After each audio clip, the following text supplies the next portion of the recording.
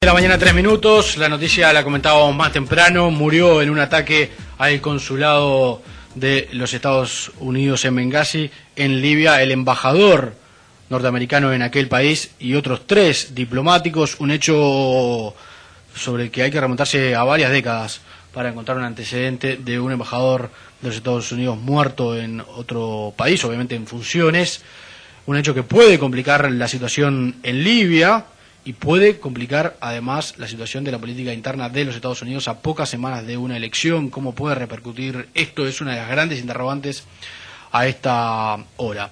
Está con nosotros la profesora Susana Mangana, que es directora de la Cátedra de Islam y Mundo Árabe de la Universidad Católica. ¿Cómo estás, Susana? Buen día. Hola, buenos días, Leandro. ¿Cómo estás? Me imagino que has seguido con atención esta noticia que nos despertó esta mañana. Exactamente, nos despertó esta mañana tras el 11S, ¿verdad? Lo que había sido el recordatorio a las víctimas del 11S en Estados Unidos y que nada hacía presagiar esta también tragedia, puesto que tiene, como tú bien has anotado, bastantes lecturas, no solo lamentar la muerte de un ciudadano, ya así sea estadounidense o de cualquier otro lugar, ¿verdad?, de un diplomático que estaba cumpliendo una misión en otro país, pero también darnos cuenta y percibir el nivel de crispación que existe no solo en Libia, sino por estas horas también en el Cairo, donde también una turba enfurecida y sobre todo de jóvenes envalentonados por la cultura de la revolución y la protesta han atacado también en las últimas horas la embajada de Estados Unidos en el Cairo ante, digamos, el inmovilismo de unas fuerzas policiales que no sabían si reprimir, no sabían si proteger.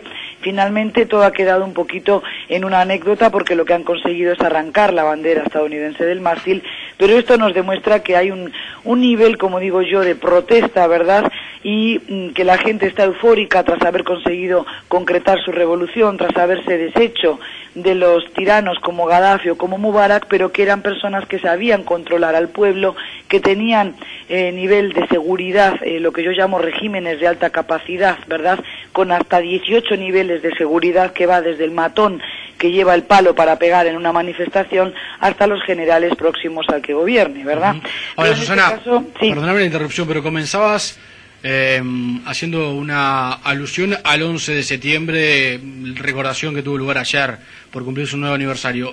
¿Atás un hecho al otro o crees que no, que simplemente fue una coincidencia? Yo creo que sí, que no hay coincidencias en este capítulo. Hay que recordar que lo que ha molestado, después podremos llamarlos bárbaros, podremos decir gente inculta, lo mismo que hemos utilizado durante muchos años, pero no por hacer, o sea, no sé si fue Einstein, pero me permito recordar una frase que todos seguramente conozcan, es de locos creer que haciendo siempre lo mismo vas a obtener un resultado diferente, ¿verdad? Claro. Entonces, en ese sentido, llevamos ya demasiadas décadas de desencuentro con el Oriente musulmán, diciendo simplemente son bárbaros, son incultos, fenómeno, lo son. Y después, ¿qué hacemos?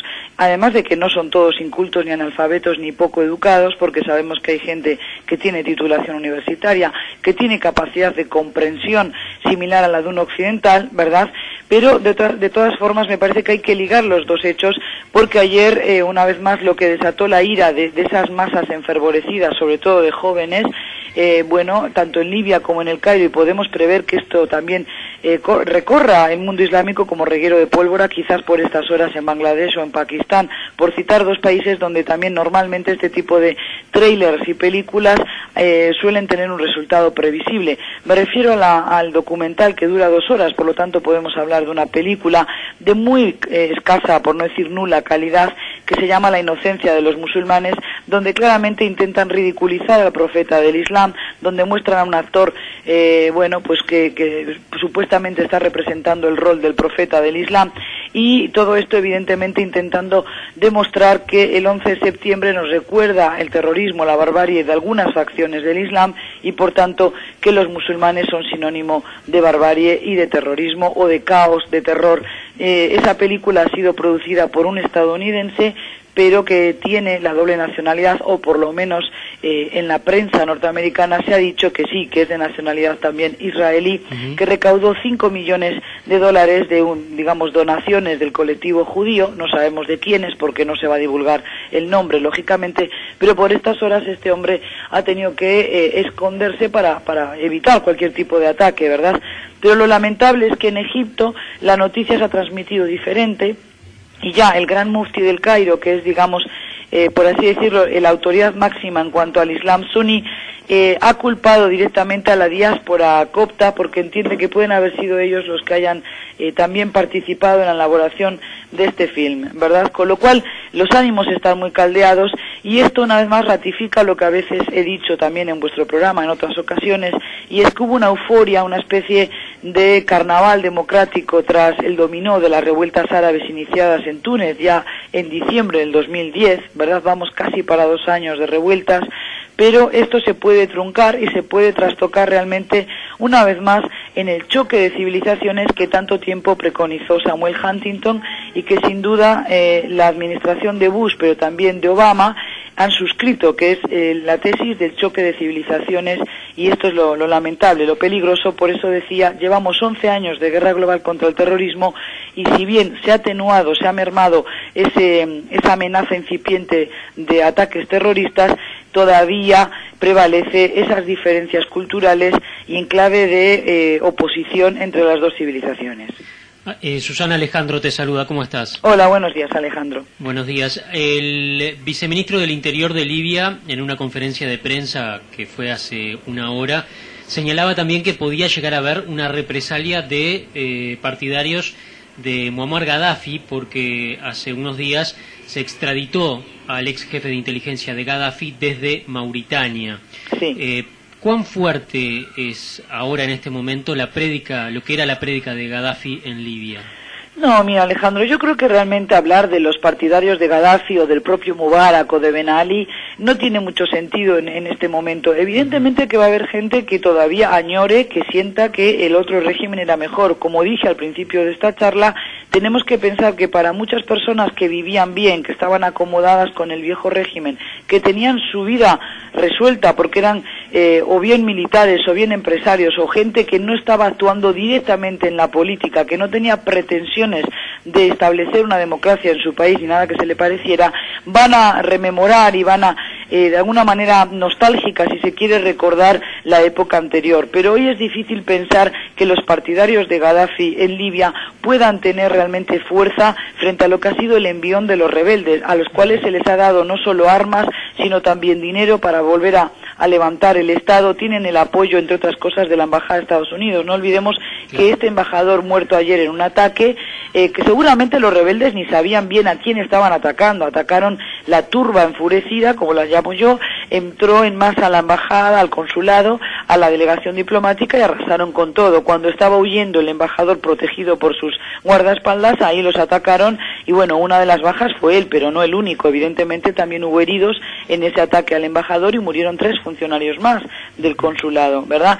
Pero lo importante a destacar es que este señor también participó de la revolución y de hecho estuvo sobre el terreno actuando no solo como nexo entre el régimen de Gaddafi y los rebeldes, sino facilitando apoyo, información a los rebeldes. Son personas que saben a lo que se exponen. No estoy diciendo ni justificando su muerte, pero evidentemente es como un piloto de carreras que muere en una carrera al volante de su vehículo. Claro, fue el nexo con el Consejo Nacional de Transición. ¿Perdón?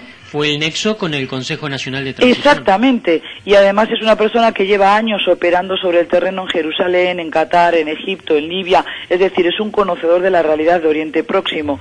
Lo que estoy intentando decir es que realmente estamos ante un momento muy crítico, no solo para los países de Oriente Medio, sobre todo para el norte de África y para los países árabes, sino que una vez más con este tipo de hechos y además con lo que fueron los anuncios hechos ayer también por el primer ministro israelí Benjamín Netanyahu, que está, evidentemente molesto, por decirlo de una manera simple, con la administración de Obama y concretamente con Hillary Clinton por no plantarle más cara a Irán, por no trazarle una línea roja. Uno debe pensar que, bueno, ojalá no se llegue a la guerra, pero tenemos un clima de violencia otra vez que puede y se va a desbordar hacia otros territorios. Concretamente, mi temor es que este tipo de películas, que son totalmente innecesarias, lo que hagan es justamente provocar la ira también de jóvenes radicalizados, ya sea en Francia, ya sea en Londres, y bueno, en ese sentido las alertas rojas por lo menos a nivel naranja han saltado desde ayer a hoy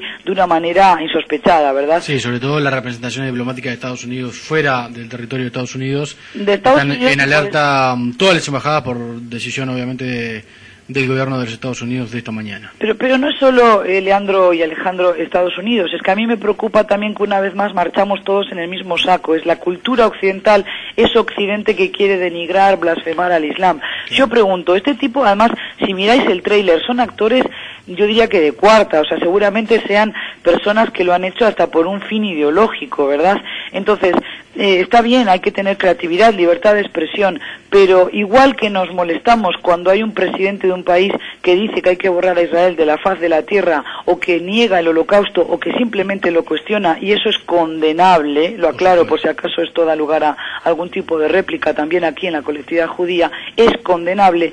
También es condenable provocar una reacción innecesaria cuando justamente sabemos que hablar de la vida del profeta, hostigar las creencias de los musulmanes no nos sirve, a menos que estemos buscando justamente este efecto. Una reacción así. La reacción, y eso es muy difícil, porque cuando uno juega con fuego, también el fuego nos puede quemar a nosotros, porque hoy estamos viendo una reacción barbárica, si se quiere, salvaje, ¿verdad?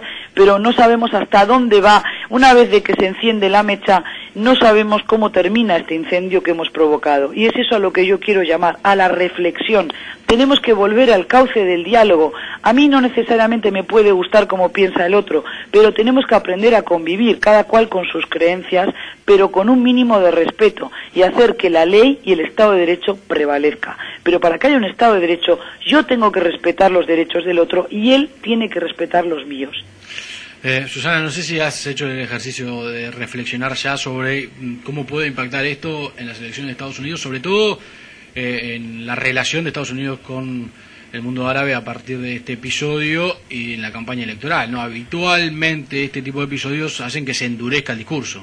Se endurece el discurso. Vamos a ver, yo no puedo, ¿verdad?, ni quisiera pretender tener la bola de cristal para saber qué va a decir de aquí en más Obama, pero me parece que más que nunca los líderes, sobre todo a nivel mundial, como es el presidente Obama, nos guste o no, sigue representando a un país muy importante que juega un rol en lo que es la geopolítica y la geoestrategia mundial, ¿verdad? Entonces es importante llamar a la mesura, llamar a ser comedido en las declaraciones, porque lo que hay que buscar es rebajar los decibeles. Por estas horas también el presidente Mursi de Egipto se enfrenta a una interna muy difícil con muchísimos salafistas, es decir, aquellos que tienen una ideología más extremista en lo que es la concepción del Islam y de las fuentes del derecho, y que quieren hacer prevalecer el Corán y por tanto que el Corán sea la fuente legal del país.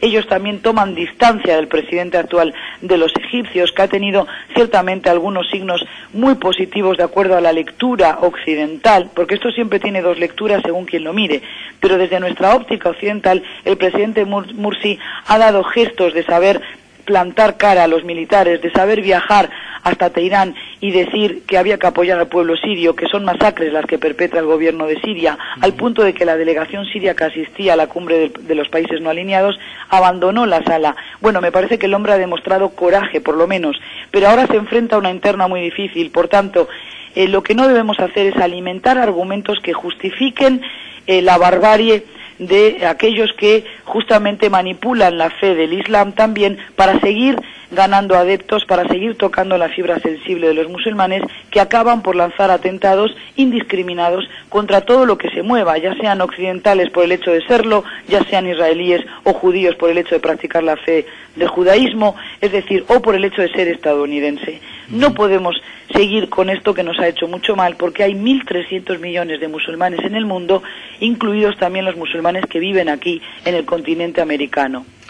Susana, te agradezco este primer análisis en caliente sobre algo que sucedió hace pocas horas, una noticia que se conoció en la madrugada de hoy, pero bueno, que por lo menos podemos tener un panorama respecto a qué fue lo que sucedió y qué puede suceder en estas próximas horas. Te agradezco. Leandro, simplemente un apunte. Tú me decías qué va a hacer Estados Unidos. Por ahora, el presidente Obama no va a recibir a Benjamín Netanyahu en la Casa Blanca porque adujo que eran problemas de agenda, pero evidentemente la señal sería muy fuerte, ¿no? Claro, el tono de la relación, si bien nunca se va a romper porque sabemos que para eso tendría que pasar algún tipo de catástrofe de órdago, pero realmente se ha endurecido el tono, la relación entre Israel, o entre los gobiernos de Israel, mejor dicho, y el gobierno de Estados Unidos. Veremos después cómo el capítulo de esta película tan lesiva, tan ofensiva para los musulmanes, juega un rol también en estas relaciones.